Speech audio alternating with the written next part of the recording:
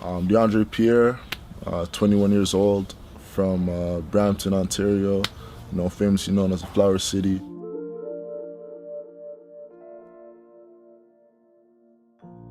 Like growing up, I was just always an athletic kid, right? So like I grew up playing soccer, right? Like my family has a strong background playing soccer and stuff. So soccer was like the sport I played from like a kid all the way up until like, about grade 8. But I feel like basketball kind of was one of those sports, like, just to kind of give me like a break from soccer during like the winter seasons and all that.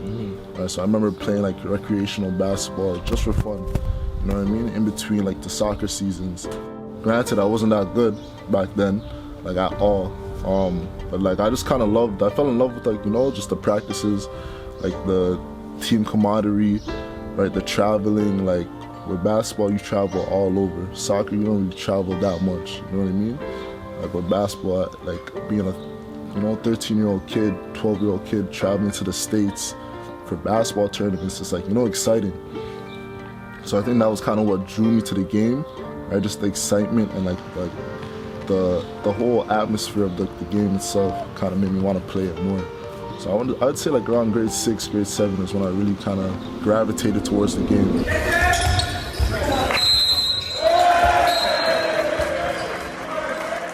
Coming out of high school, I had no offers, right?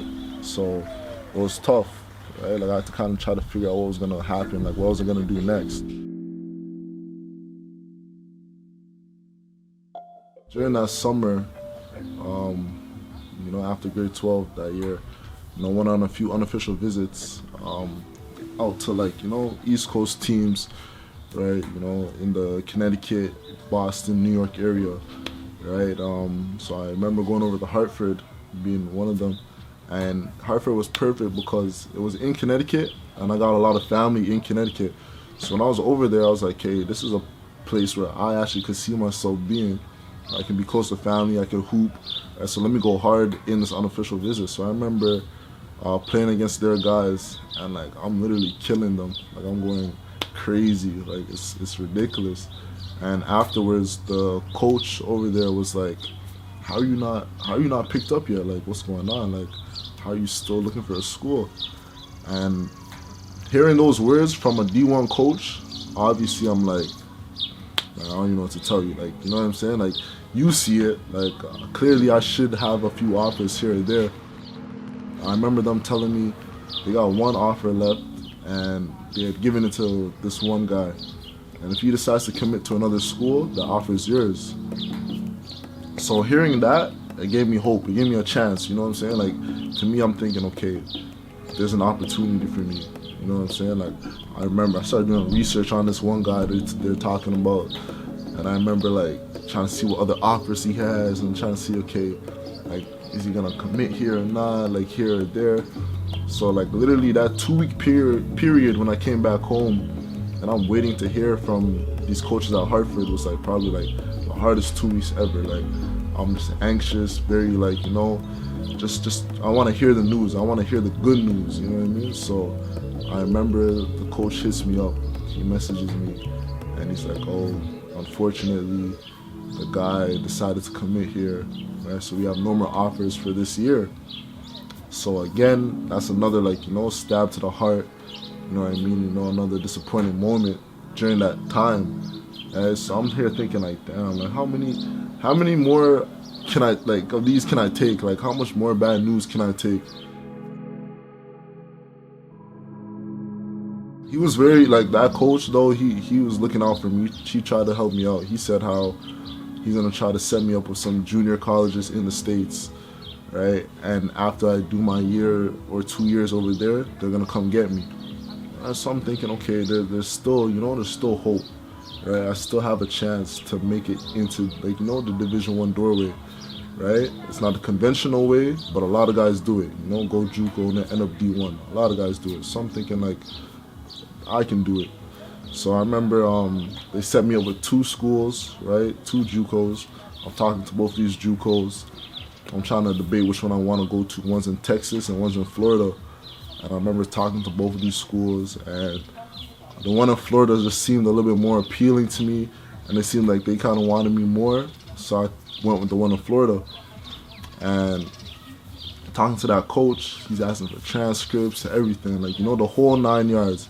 Right? So I'm thinking, like, everything's moving along, like, you know what I'm saying? Like, we're making good progress here, making good headway. And this is like towards the end of July, beginning of August time. That's like the time frame for all this happening. And I remember getting a message from this coach, and he said that unfortunately they're not going to be able to take me up for that year because the timing, by the time I get I-20s and all other types of paperwork, you know, the season's going to start, or they're going to be like a few weeks into like practices and school and everything. He just gave me a whole bunch of reasons why it's not going to work out. After, you know, I went through the trouble of getting transcripts and, you know, everything. Like, it just, again, that right there, another shot to the heart. Like, that's like where I kind of broke down at that point. At that point in time, I was just like, nah, like, what am I doing? Like, why am I doing this to myself? Like, why am I putting myself through so much, like, basically, like, heartache and pain? 2, 3, 4, 5, 6, 7, 8, 9, 8.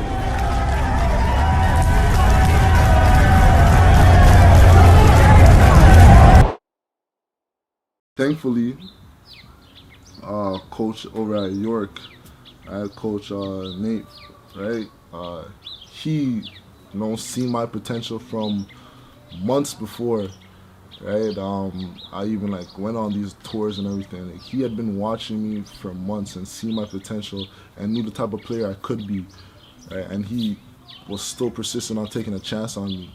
So I remember he like told me, like, you know, I'm short of like a credit here or there, and he like got me into online school, helped me make sure I got, like, you know, the grades I needed to get into university down here. And like 4 days before the school year started, I committed, and, you know, I was headed to York University literally 4 days before school and everything. So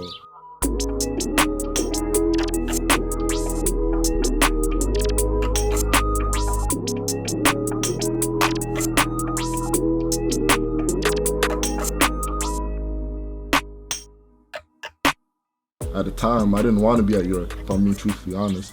At the time, I didn't want to be at York. I didn't really want to be in the Canadian basketball system at all, right? You know, just being a kid, like that kid mentality of like, you know, I had to go to Division I. So looking back at it now, like, that all was like a blessing. You know what I mean? That all happened for a reason, because if I wasn't in the Canadian basketball system, I didn't play at York and have 2 great years over there, I wouldn't be in the spot I am right now. I would not be in this position. You know what I mean? So when I look back at it, it all worked out for the right reasons, you know what I'm saying? Like, I can't even be mad at it, you know what I mean? If I could go back in time, right, and tell my past self, you know, like, something, I tell him, like, yo, stick it through, because it's gonna all work out in the end, you know what I mean? Like, don't be so negative about the situation, you know what I mean? So that was just a roller coaster. That whole year was just completely crazy, but, you know, it is what it is. I feel like part of my mission with basketball is just to kind of show, like, you know, my younger siblings, right? Like, I'm the oldest. I have 4 younger siblings, right? 3 sisters and a brother. For me, it's like showing them that, like, once you start something, right, no matter what happens, if that's what you're really trying to do, like, if you have an end goal with whatever you're starting, right, to push through and try to finish it. You know what I mean? Like, they've seen me go through a lot of the trials and, like, you know, the struggles. They see me right now. I'm going to workouts constantly, like, training day in, day out. Like, I want to show them that it is for something, like, you know what I'm saying? Like, something is going to come out of it. I just have a love and a passion for the game. Like, I put so much time, so much money, so much effort, right? I've sacrificed a whole bunch. My parents have sacrificed a whole bunch, right? I don't want any of that to go to waste, you know what I mean? Like, especially at this age, especially now. I want to show, like, kids coming out of high school that, like, yo, it can be done. You know what I mean? Like, I want to give a little bit of hope, a little bit of faith to, like, some of, like, the guys that were in my situation or are currently in my situation are like, something good could come out of this. You know what I mean? Like, I feel like I could be a voice, right, for the younger generation coming up. Like, playing in the Canadian basketball system is okay. You know what I mean? You don't have to go to Division One. You don't have to go to JUCO. You don't have to put yourself through a whole bunch of heartache and failure and everything to be successful. You know what I mean? Sometimes things happen for a reason. You have to roll with those things. Right? So to any like young kid that sees this or hears this, that's in my situation, don't be afraid. Like, you know what I mean? Don't be afraid to play in Canada, to grow in the Canadian system. Cause look at it, like, you know what I mean? Like, I was afraid, but I'm here now.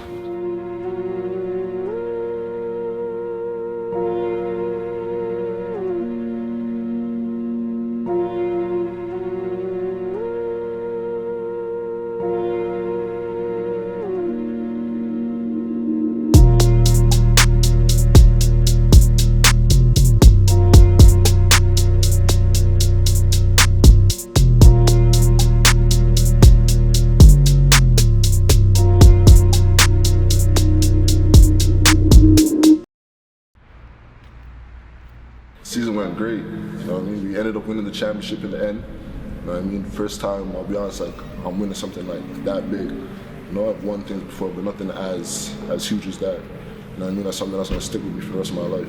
And nobody's ever gonna be able to take that away from me, you know? That's something that's engraved in stone. You know, I'm a champion. You know what I mean? So that's it. It is what it is. So yeah, I came back for like a week after we had won and everything. I was home for a week, and it was just crazy. You know, the love from like family members, friends, was just, like a feeling I never felt before. You know what I'm saying? Like I said, I haven't won anything like this huge ever in my life. You know, it was a big stepping stone, a big milestone in my life. So the love was tremendous when I came back home. You know, I felt like a different guy. You know what I mean? But still try to stay humble and just stay the course. But it was just definitely something I soaked in and enjoyed.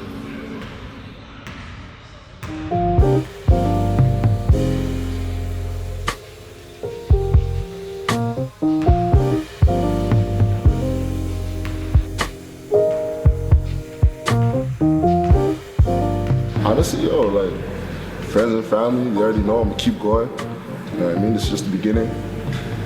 More to come for sure. Like, that was just a small little taste of what it feels like. I want that experience more. Like, I want more of it. You know what I mean? So I'm definitely more locked in, more focused now than I was before. Right? Because I need to feel that, like, that feeling again. And then just to the city, like, like any like kid coming up. Kid in my shoes or was in my shoes or like, growing up and like, watching this or looking at this, like, bro, it can be done. You know what I'm saying? You see it all the time. Right? You see a lot of guys go and play in the NBA and play in like different major sports leagues and all that. Like, it can always be done. You know what I'm saying? Just stay the course. No matter how many like obstacles come over, just stay the course and things will work out.